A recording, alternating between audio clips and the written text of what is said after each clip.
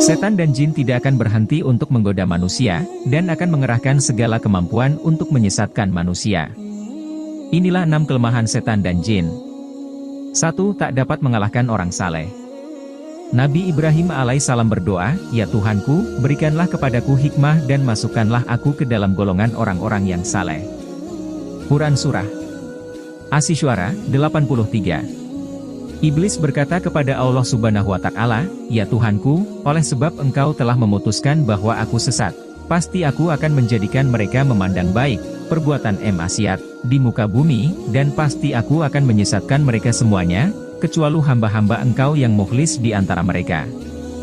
Quran Surah Al-Hijr 39-40. Setan itu dapat mengusai manusia atas dosa yang dilakukan, tetapi ketika manusia berbuat amalan soleh setan akan takut. 2. Orang dengan iman kuat. Rasulullah Shallallahu Alaihi Wasallam bersabda kepada Umar, "Sesungguhnya setan sangat takut olehmu, wahai Umar." Hadis riwayat Tirmidzi. Tak hanya takut dengan Umar, setan juga akan takut kepada orang-orang dengan iman yang kuat. 3. Jin takluk kepada Nabi Sulaiman.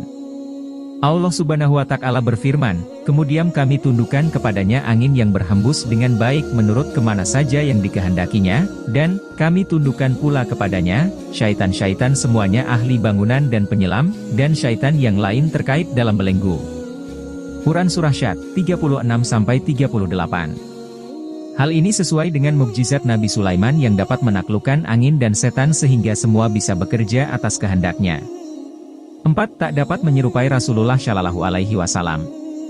Meskipun setan dan jin dapat berubah wujud seperti manusia, namun mereka tidak bisa menyamar seperti Rasulullah Shallallahu Alaihi Wasallam.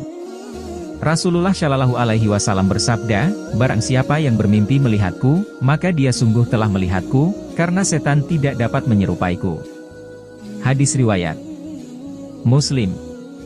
5. Tak dapat melewati batasan langit tertentu. Setan dan jin tidak dapat melewati batasan-batasan yang sudah ditetapkan selain malaikat.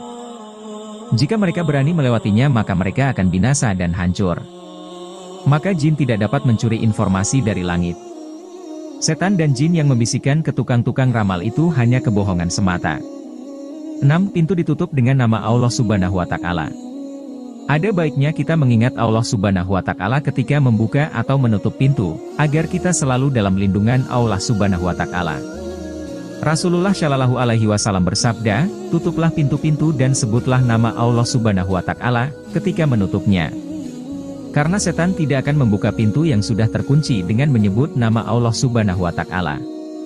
Tutup jugalah tempat air minum dan bejana-bejana kalian sambil menyebut nama Allah Subhanahu wa Ta'ala, meskipun kalian hanya menyimpan sesuatu di dalamnya, dan ketika hendak tidur, matikanlah lampu-lampu kalian.